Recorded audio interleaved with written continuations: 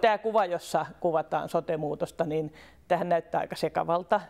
Ja oikeastihan tämä ei kuvaa sote-muutosta, tämä kuvaa sitä, että miten sitä pitäisi valvoa. Eli siellä on näitä omavalvonnan ja viranomaisvalvonnan elementtejä, eli katsotaan, että se varmasti niin kuin olisi nimenomaan turvallisen laadukasta.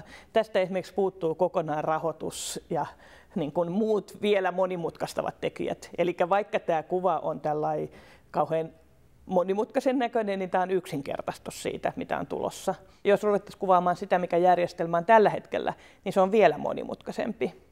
Toki täällä Helsinki on niin iso kaupunki, että me pystytään kyllä sosiaali- ja terveyspalvelut järjestämään itsekin, mutta Suomessa on yli 300 kuntaa, jotka järjestää terveyspalveluita, siis oikeasti 1000 asukkaan kuntia tai muutaman 1000 asukkaan kuntia. Ja se on aivan liian pieniä niin kuin järjestämään ne sosiaali- ja terveyspalvelut, jolloin sitä uudistusta tarvitaan siihen, että ne terveyspalvelujen järjestäjät olisivat vähän isompia, niitä olisi vähän vähemmän ja sen vuoksi se palvelu olisi niin kuin tasalaatuisempaa ja tämä vähentäisi näitä terveys- ja hyvinvointieroja, jotka Suomessa on aika suuret.